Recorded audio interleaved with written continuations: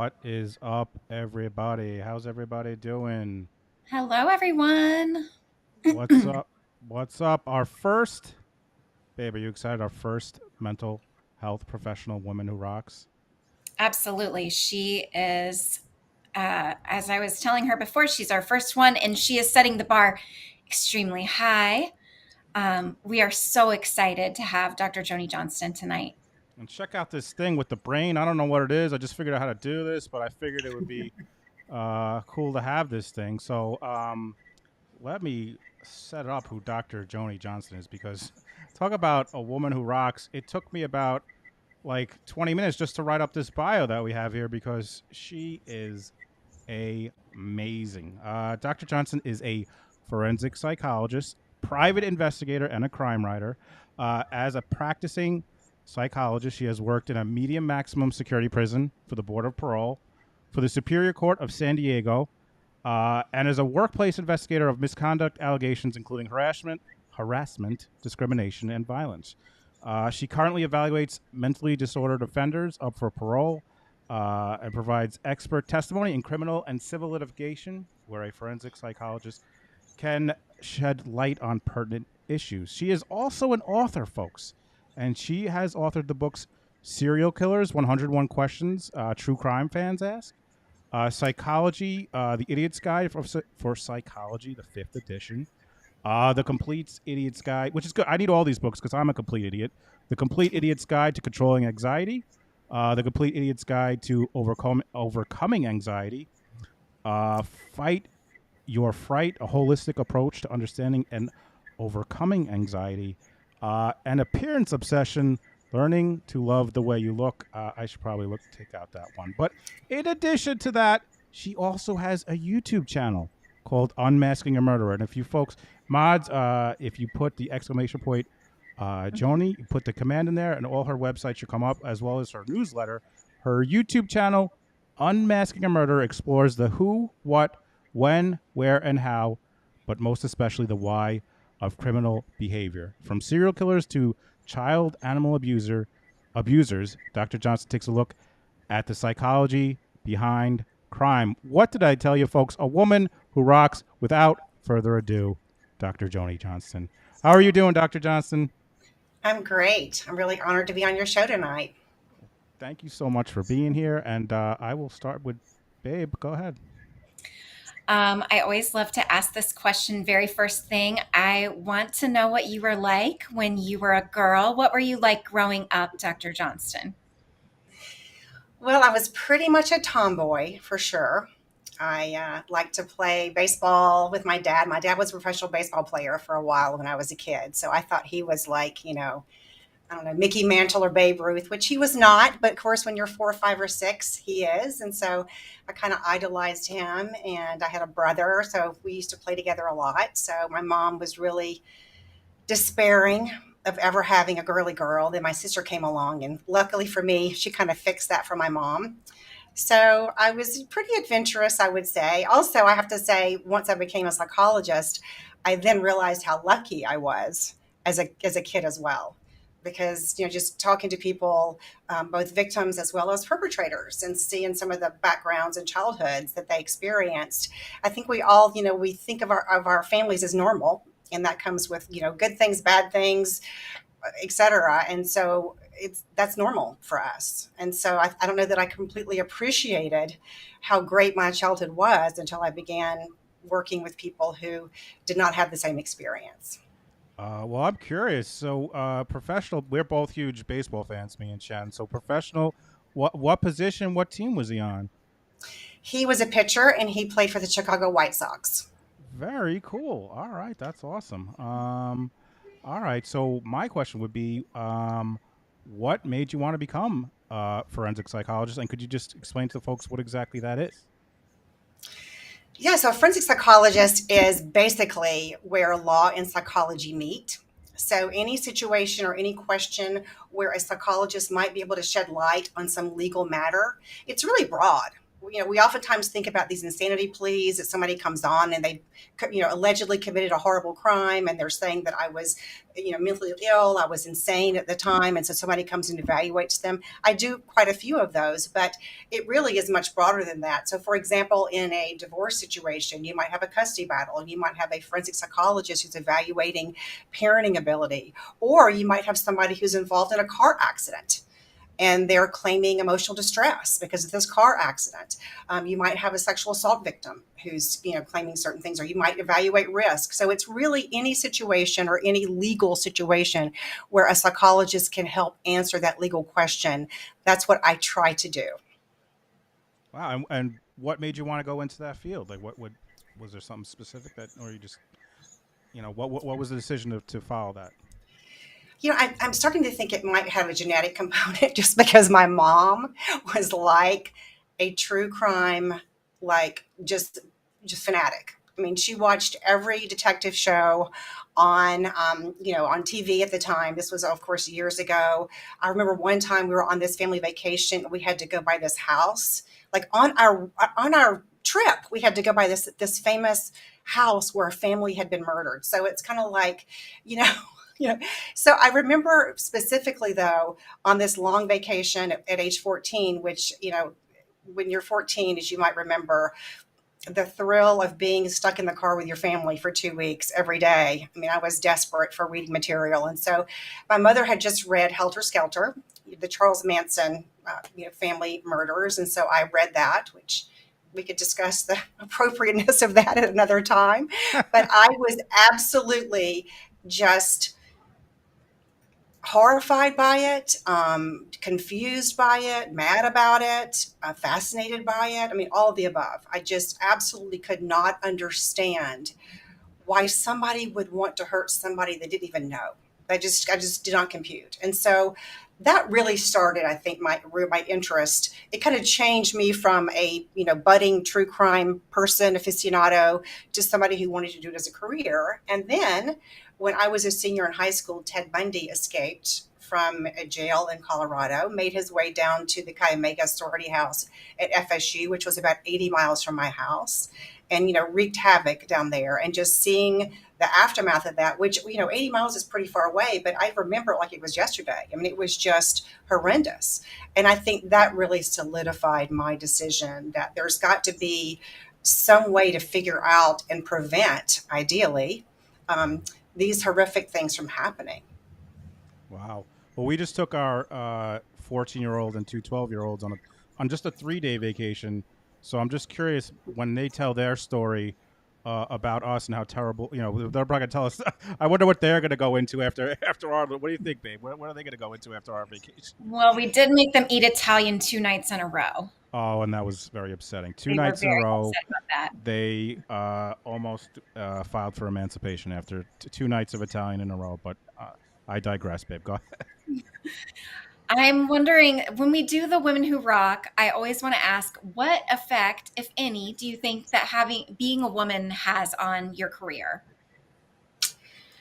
That's really interesting. It's hard to know, not Right. having been a man as well. So I can't think of it having really any impact on my career, at least that I was aware of. I think I always kind of told myself growing up that things were under my control. Although certainly doing some of the harassment discrimination investigations I've done, that illusion was quickly shattered. We certainly know that that is not always the case, but I think I have been very lucky in my life for whatever reason, in terms of maybe it's being in the healthcare industry or being in private practice.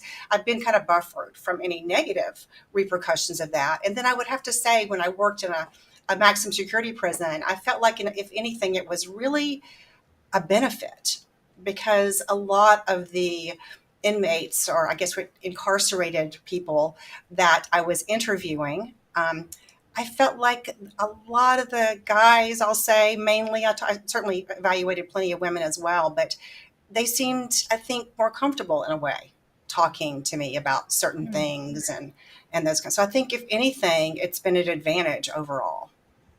Very cool. That's so interesting. Yeah, that's really interesting. So I wanted to talk a little bit about your other kind of, I don't know if career or just being an author, and what got you into that, and I just those books are all seem like those are cool books and stuff that people can learn from. But particularly, I want to talk about the one 101 questions that true crime fans ask. So first of all, talk about becoming an author, and then are people just coming up to you all the time and asking you about serial killers? Is that why that's why that book came about? Well, it almost, but not quite. So in 2007, I think it was 2007, it was either 2007 or 2010, I started writing a blog for Psychology Today, the magazine. And so I wrote a lot about law and crime. That's what my blog is focused on. And so I was lucky enough, as most blog writers have, to have kind of a following over time. And so I was getting a lot of questions about serial killers because that seems to be something that I'm not the only person who isn't kind of puzzled by and just horrified and all the things we talked about earlier. When you see those kind of murders and they just are kind of mind boggling. And so I kind of kept track of some of the questions. I knew a lot of the answers, I thought, but of course, not all of them. And so when the pandemic hit, I wrote all of them down. I just started writing all of them down and just adding the ones that I'd already been talking about. And so that's kind of how it got started. So it ended up, I probably could have kept going because there are so many questions and those kinds of things. That's kind of how the 101 questions where they came from. And is that you still update the? I just put in the link for your Substack. So you're still updating that and giving folks information regularly on the site. Well, I wrote a book about it based on the 101 questions, but I've been encouraged recently to kind of do another edition, another version, and I think I will at some point because initially I thought, what more could I possibly ask? I mean, 100 questions is a lot, and it was, but whether it's talking about specific cases, one of the things that I didn't really cover too much in the first book is international serial killers, how culture influences how different criminals operate, which is kind of an area of interest. So I think at some point I probably will update it or at least do another version of it because it is an interest of mine. And I think we are always trying to figure out what's the recipe for serial offenders and how can we spot them sooner and again ultimately prevent the progression, which is what you often see in serial killers. Right. Go ahead, babe. Um, well, I'm doing a little shift here from serial killers. October is Domestic Violence Awareness Month, and we're doing quite a few things on our channel to try and raise awareness. And I always want to ask my guests in November or October, good grief, I'm trying to make it November already.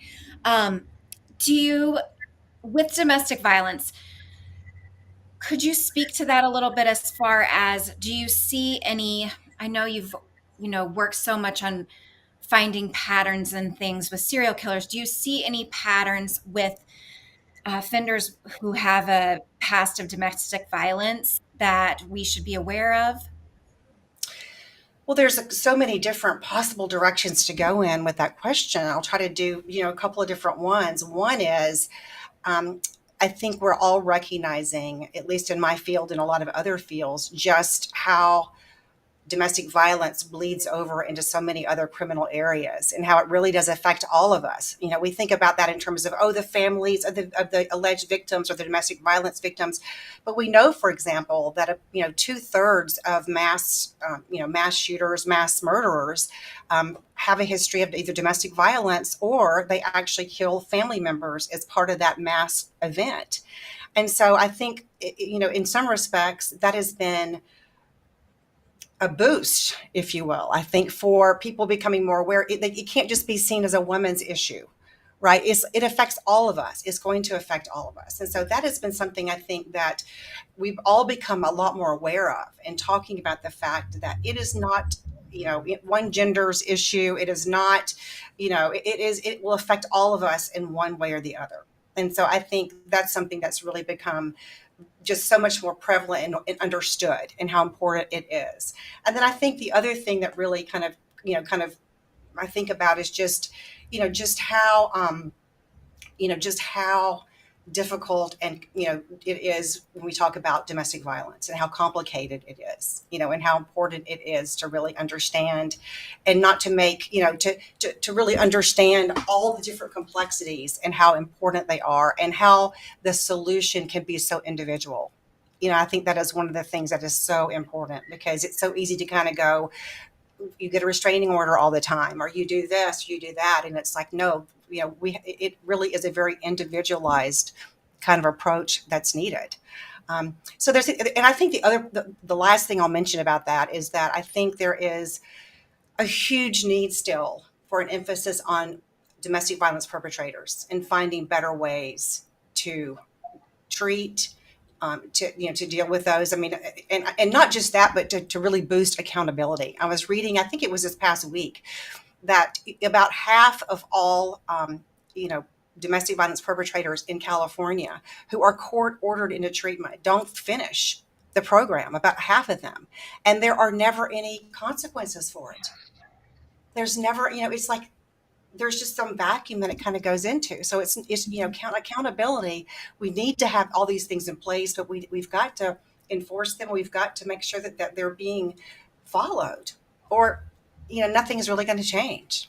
That's so interesting. Since we started watching, court dockets with Judge, and you could just tell sometimes on some of them, these things are falling through the cracks, and that's why we had Judge Boyd on recently, who was a woman who rocked, and she makes it very clear. She asks about the family. She asks about who's watching the kid. Like, she asks all these follow-up questions, and it seems pretty clear from what you're saying. If judges are not really paying attention, like Judge Boyd does, and not following up with this stuff, falls through the crack, and then it's like they just kick it down the line. They kick it to the next one. They kick it to the next one. The next appearance, and then nothing happens, and that appears to be like a major problem. Why it does the circle doesn't stop, like it just keeps going, right? I mean, that seems to be a major issue. Babe, go ahead. You have a question, or? No, that was my question, but I can ask Debbie's question. You want me to ask Debbie's okay, question? yeah. Yes, we have a patron member question from Debbie. Thank you, Debbie. This is a great question. It says, I read Dr. Johnston's article about how false memory can play into wrongful convictions. I'd love to hear more about that, and if she feels that may be attributed to any recent cases, possibly the Delphi case, even though there isn't a conviction yet. Thank you. And thank you, Debbie S., for that question. That's a great question. That really is a great question, and it's so complicated on the one hand. So we talk about false confessions. Let's kind of talk about those goes first of all.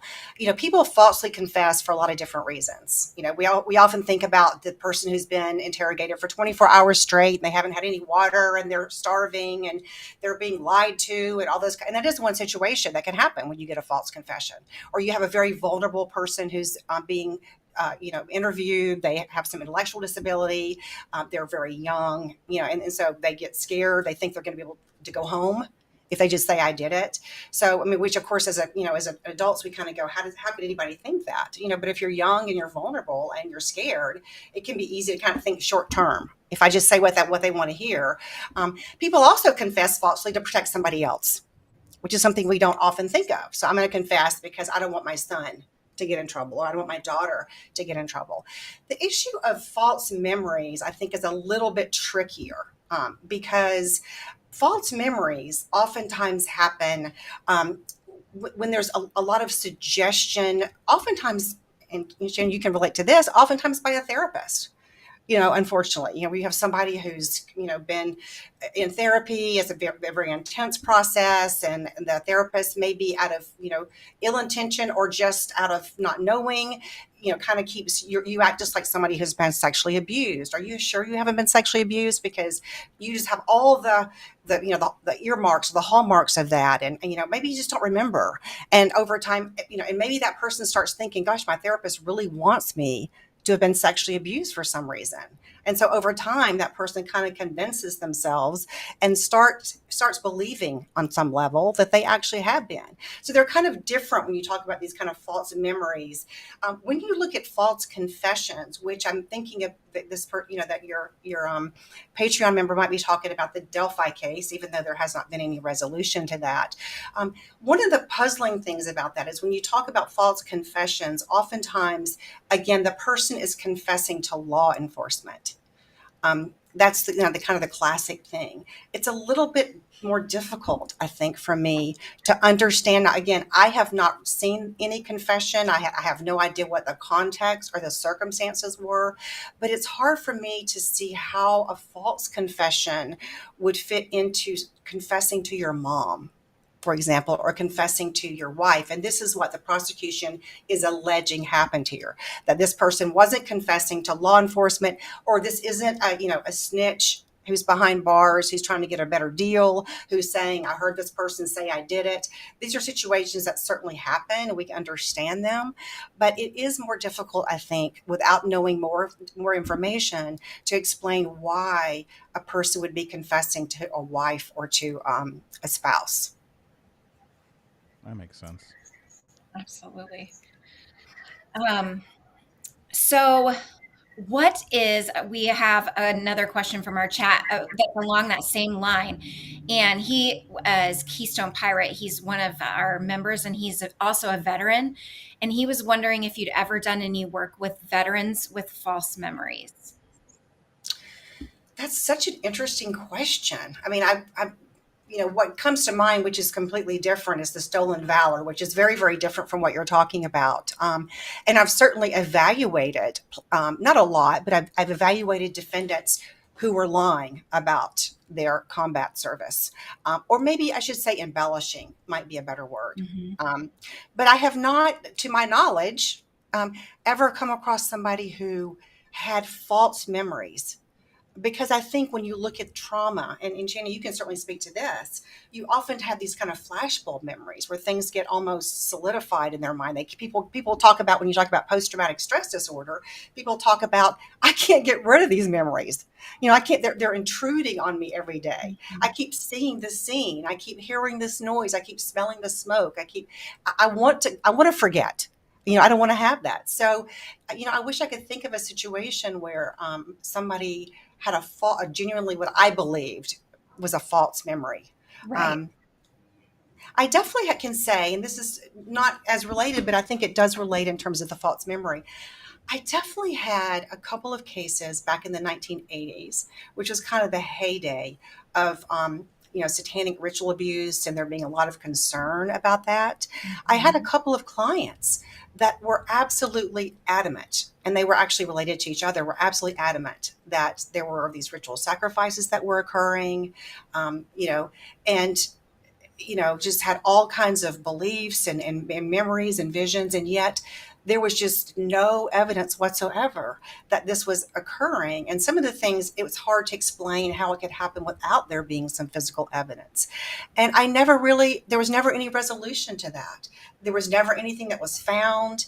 There was never any, any prosecutions, any arrest or anything like that. But I absolutely will tell you that this client completely believed that this had happened to her.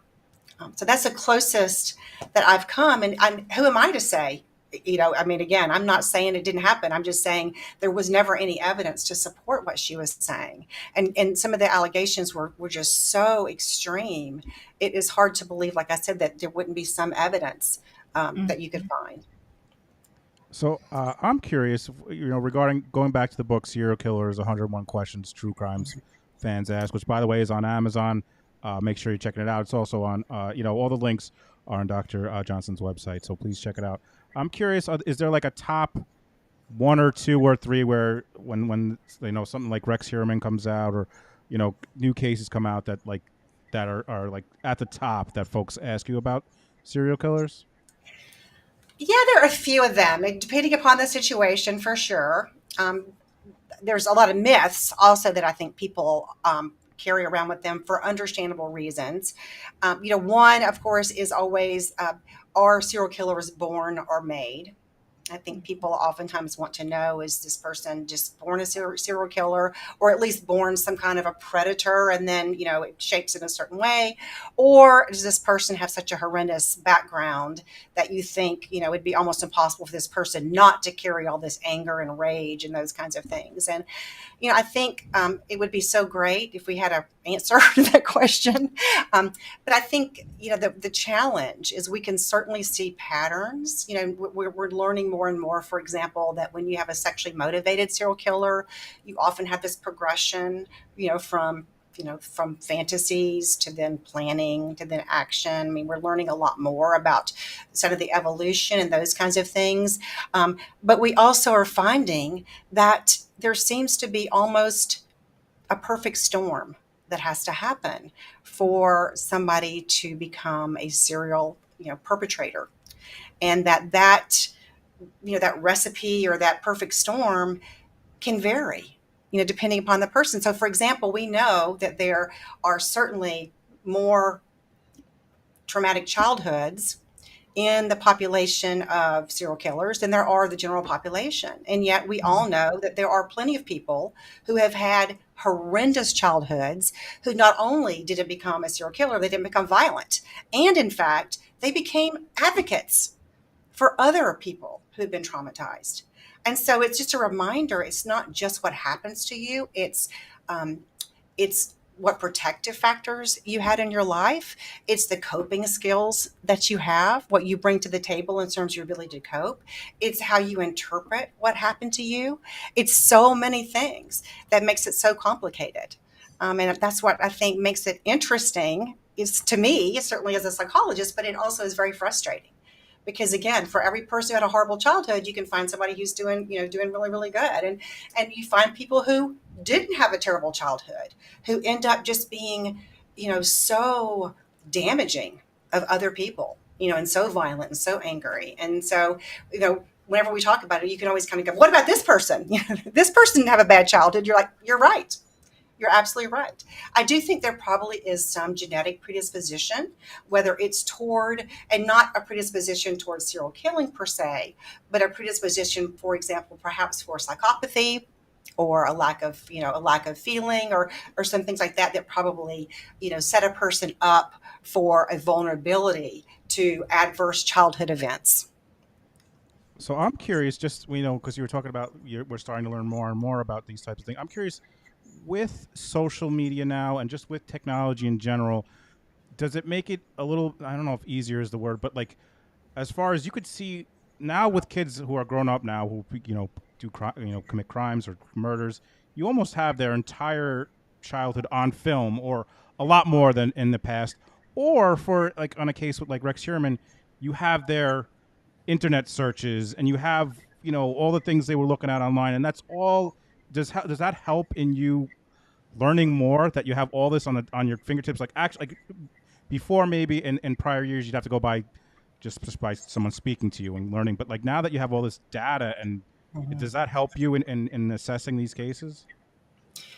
It certainly helps in terms of catching some of the offenders, and it certainly can help in terms of some of the writings, for example, some of the online posts, some of the networks people have been involved in. I mean, there's lots of things that can help from a understanding point of view, for sure, as well. And then again, I mean, the things that come to mind immediately from a crime solving point of view is this forensic investigative genealogy, which has become a complete game changer. I mean, imagine that we can now, you know, get somebody's DNA and we can put it in a database, and we don't have to have a match like we had to have for years. We can, track that person's family and then work our way back down and identify somebody just based on that DNA. So there's no question that, all the cameras, all the social media, I mean, it's very difficult to be private these days. Now, the flip side of it is that there's lots of more ways to be predators in terms of, again, there's social media, there's online, there's catfishing, there's all kinds of things. And so I always remind myself that, technology is pretty neutral. It doesn't really have an agenda. It's the way that it's used that really, tells the story of what that person is doing and what they're wanting to do, and those kinds of things. And so, it's a blessing and a curse. I mean, it is hard to imagine growing up with, with my kids growing up and with your kids, talking about just what the impact is going to be of having their life in a fishbowl to some extent, where everything is out there, and not only that their life is out there, but their friends' lives are out there, and they're seeing when they didn't get invited to a party. Right. I mean, I might not know I didn't get invited to a party. Well, my kids always knew if they didn't get invited to a party because there's 500 pictures of everybody at the party, so, or somebody has a better dress, or I mean, just the whole thing. It's interesting. So I tend to be somewhat of an optimist in terms of thinking, okay, people are pretty resilient when it comes down to it. I think there's always bumps in the road when you have a new technology.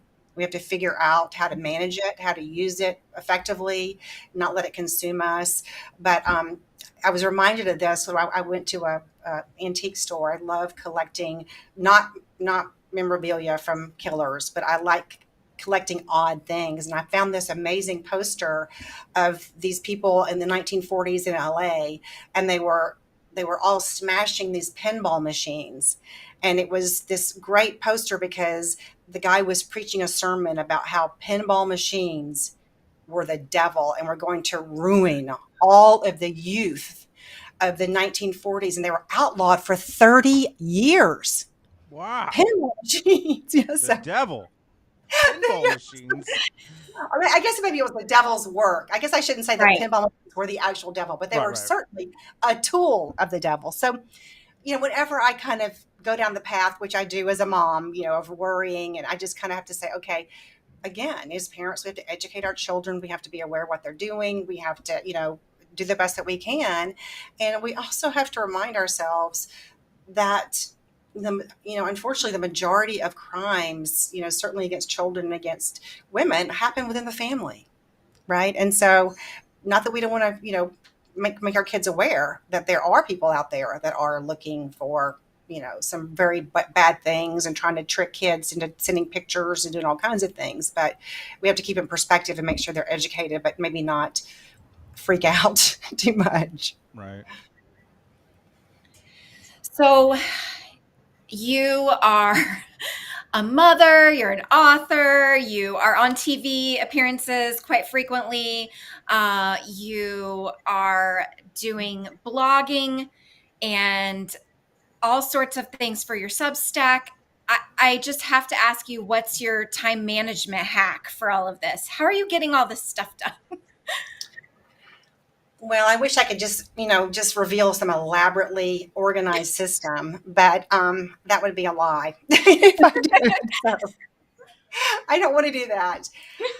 I really feel like I'm so lucky, and I really, really do on so many different levels. But from a career standpoint, just for a minute, I love to learn, and I'm often writing about things I'm trying to learn and understand myself, and I'm trying to apply in my forensic work. And so I just try to keep an umbrella in mind.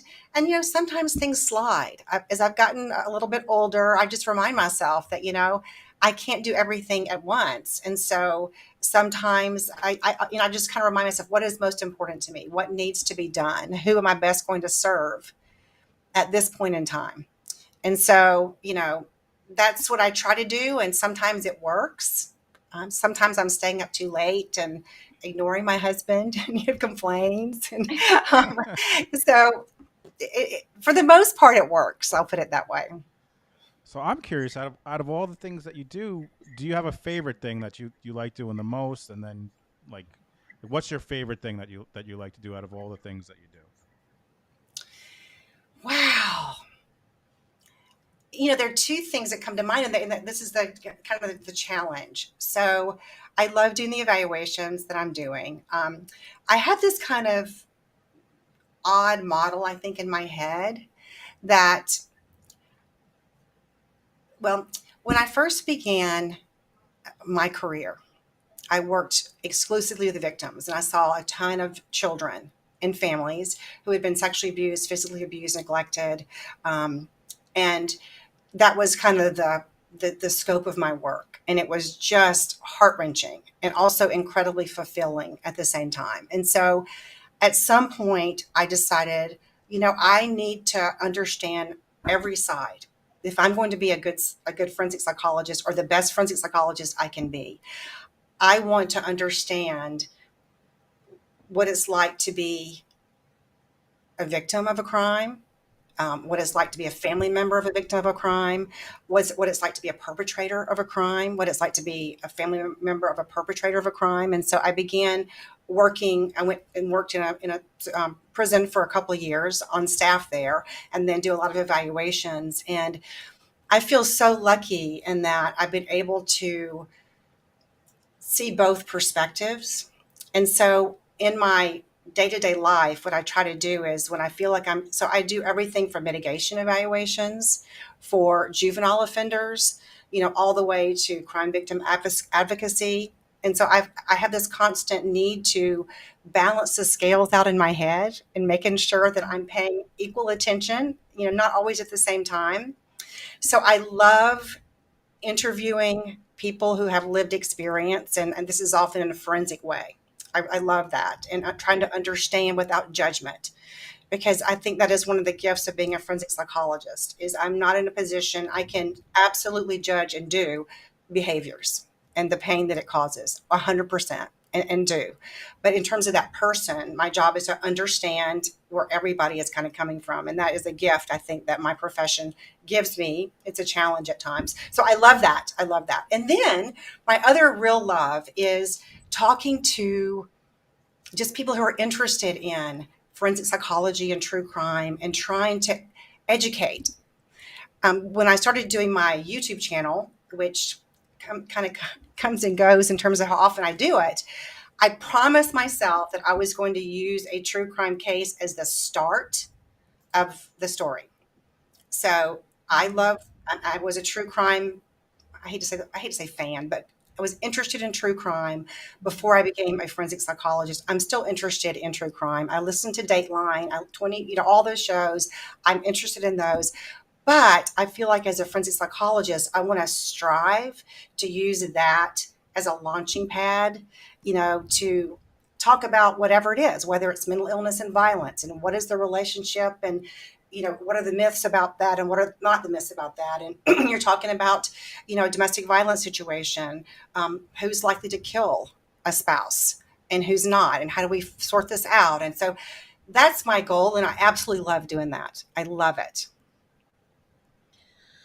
Sounds like you really enjoy a lot of your career, which makes life way easier, I'm sure. But there's also where you're being the container for a lot of really terrible things when you are interviewing and when you're sitting with these people who are pouring that stuff out to you. What do you do for self-care? I can probably ask you that question. And I'm just saying that, Shannon, because when I was in private practice, which I was, but it's been many years, it was much harder. It was much harder because I was seeing somebody, the same person every week, and going down that journey with that person. Mm-hmm. And that was absolutely heart-wrenching for me. It really was just heart-wrenching. And I still get affected by stories and evaluating individuals, but it's not as raw, I think, because I'm typically with that person for a relatively limited amount of time. Mm-hmm. So it allows me to be a little more distant. I mean, I'll tell you just flat out, when I first was in private practice, I was in my 20s, and or not private practice, but I went through school relatively quickly and worked for a nonprofit agency for a couple of years. And this is where I did all of my court work and working with child welfare or whatever. And they were kind of a core group of us, 5 or 6 of us. We were all in our 20s and maybe early 30s. And we did all this work all the time. And looking back, and we were so unaware, but every month or two, we would all go out and just get drunk. Just like, that's not unusual if you're in your 20s, but looking back, and I realized it was a trauma response in some respects, because I can remember, a couple of times when parental rights were terminated. I mean, it's one thing to see kids who have been neglected horribly or whatever. And then I would go sometimes, because I would often have to testify in termination of parental rights hearings, and they were justified. And then you'd go see somebody and you'd look at the mom, and she looked like she was like 12 years old, you know, and you would just see this intergenerational kind of thing. And it was like, I mean, it just felt so horrible all the way around, even though it was the right thing. It's like, I didn't feel like fist pumping somebody when I went out. I just felt like this has got to stop. You know, we've got to find a way to intervene so that these things don't just happen and keep happening generation after generation. So it was very difficult at the time, I have to say. And I can remember many times getting in my car after seeing a child. I mean, I remember seeing a child one time who was 4, and he was just acting out an intimate moment that he should never have had any idea with these. And I remember getting in my car and just sobbing, you know, just absolutely sobbing. So that was difficult for me. Um, Wow, I can imagine that's got to be really tough. All right, so I want to go get a little bit lighter from that. I want to talk about. You just talked about you go to you go to antique places and you get kind of like some oddities and you look for that type of stuff. You know, with the poster about the pin. Do you have what are like? Do you have any favorite pieces that you have found? Like, what's the type of things that you're looking for when you go out and are shopping? oh my gosh. I mean, I am the queen. I used to, when my kids were younger, now they're old enough where they can say no, they won't go. But I have to bribe them now. But or guilt them. Guilt can also be effective if they've gotten older. But when they were little, I would just drag them. We'd be driving. I grew up in Alabama, and so I take them to Alabama every year. We drive in the country, and I just, oh my God, look at this place, and swerve, and we all go in and look for all this junk, and it was just such a big thing. So, but as I've gotten older, I am more specific in terms of what I'm looking for. So I like a lot of things, I guess, that remind me of my um, career in some respects. I've got a picture of Johnny Cash playing at the Folsom Prison that I thought was pretty Nice. interesting.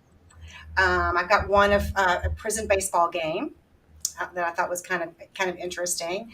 If there is a prison museum in 500 miles, my husband's going to see it if we're on vacation, or a crime museum or whatever. I have Alfred Hitchcock is in the background, so Yes, I'm a big me fan of too. Alfred Hitchcock. So I like those kinds of things. So yeah, I guess I've always liked kind of darker things in some ways, just things that have a little bit of an edge to them that don't creep over into, I mean, I understand people certainly have free choice, but I'm not going to be collecting things that people write that have been incarcerated or those kinds of things. That's just my own Right. personal thing. But I do understand it, and I do enjoy, like I said, finding quirky things of the pinball, smashing or those kinds of things. I really enjoy. Well, that kind of resonated with us because Shannon and I are thrifters.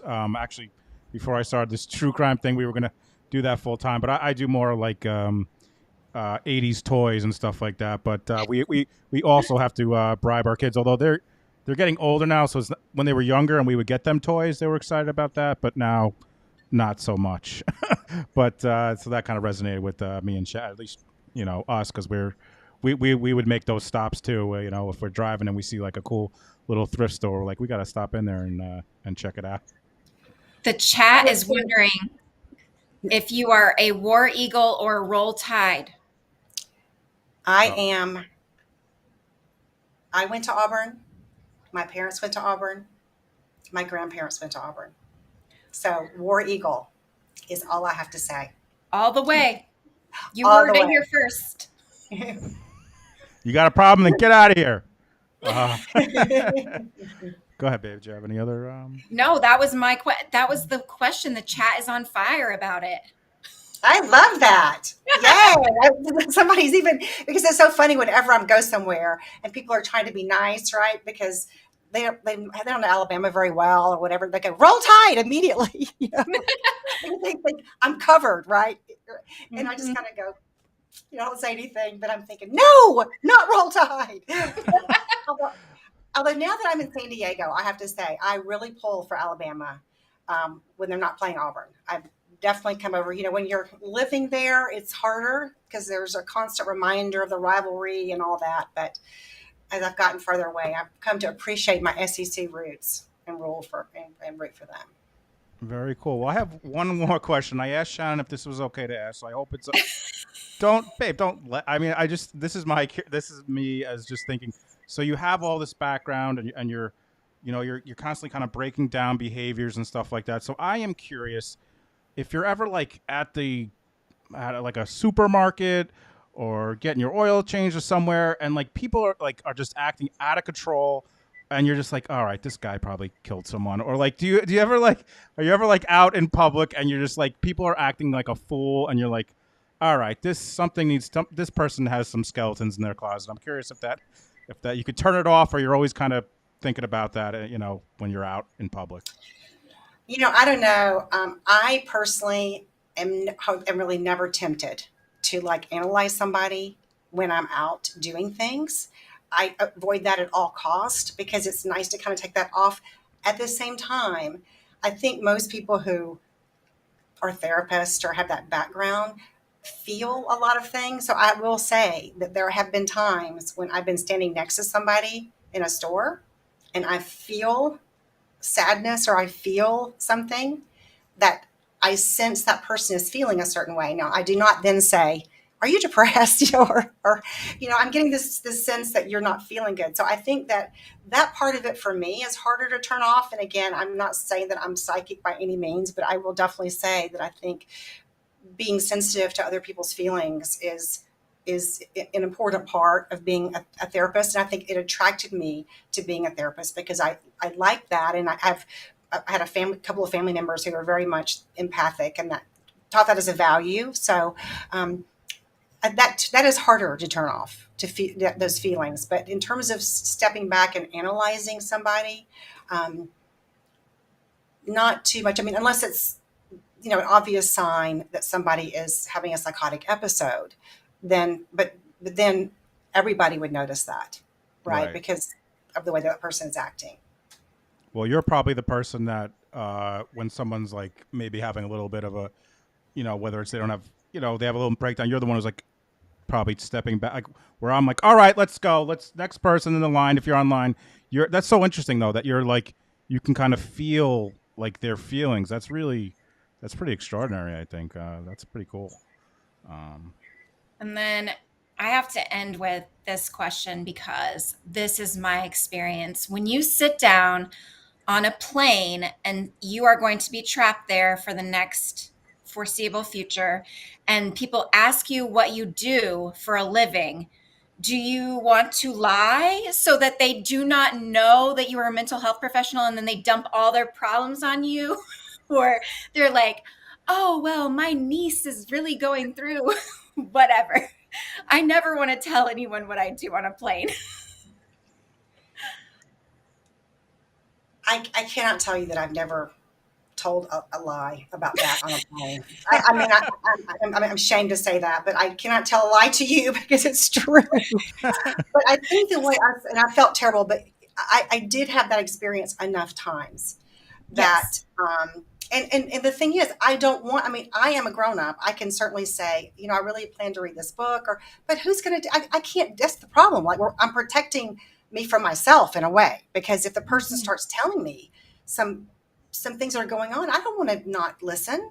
This person is needing something. And so it's like, I realized, okay, either I'm going to do that on a regular basis, which sometimes I do. But the other part of it is, okay, what if you're not up for it? Then you need to figure out how to do it before they start telling you stuff, because then you're not going to do it, and you shouldn't do it because you've kind of opened that door in a weird kind of a way. So once I started doing other things, like writing a book or blogging, or I will say sometimes I'm a blogger or I'm a writer or I'm a, so I would just pick another hat that I wear and throw that one out there. Wonderful. I have to say, and I think, you're friends with Mac, and I think, you're talking to you and listening to your YouTube and your channels and stuff. Like, I feel like it's very similar in that when you talk, it kind of calms people down. I don't know. It's kind of it just, when you hear you could tell you're empathetic, and you could, you're thoughtful and kind. And I think, I don't know if the folks in the chat, I'm sure they feel the same way that I do, that like, it's kind of just a nice, you take a breath because it feels good, because, you're a kind person, and we can't thank you enough for coming on here. I did want to say this. I don't know if did you follow the Murdaugh trial at all, the Alex Murdaugh trial? I definitely have followed So that trial. we learned. I'm from New York, so I were you familiar with the term bow before? Is that in Alabama the term bow? The term, Bow, B-O, bow. Like, hey, Bo. Like, hey, Bo, like, how are you uh-uh, doing? All right, so no. I'm gonna. So we learned during that trial in South Carolina, Bo is kind of like buddy or friend. Hey, Bo, how you doing? So we kind of we took that, and we're all friends here. We call our Bows, and like I'm Jay, so we call it J Bo Nation, and just a bunch of friends. And now you are part of J Bo Nation, which means you're gonna have all these folks in the chat, and everyone who watched this, they're gonna be on your YouTube liking you and giving good comments. They're gonna be following your Twitter. So I want to welcome you to J Bo Nation, and just thank you so much, really, for coming on. It really means the world. And make sure you're following the YouTube, buying the books, signing up for the newsletter. Any final words, Dr. Johnston?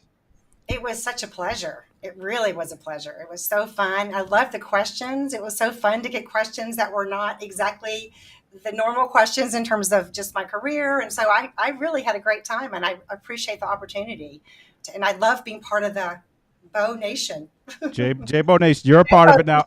I'm telling you, these are some of the kindest people you're going to find on the internet. We have just a bunch of nice folks, and they like to support all our guests who are kind enough to come on the show with us. So you'll see on your YouTube videos, you'll see little comments, you'll see on your Twitter or Facebook. Do you have a Facebook too? You have a Facebook page too, right? I do. I do. So check that out. We'll put all that in the links and the bio and everything. We'll check that out. So I think that's it. So goodbye, everybody, and we'll see you next time. Thank you for joining us, J-Bo Nation. Please give all of yourselves an ovation. No, it won't be real long until next time. Oh, J-Bo Nation, there's no place we'd rather be. J-Bo Nation is the place to be. J-Bo Nation is the place to be. J-Bo Nation is the place to be. J-Bo Nation is the place to be.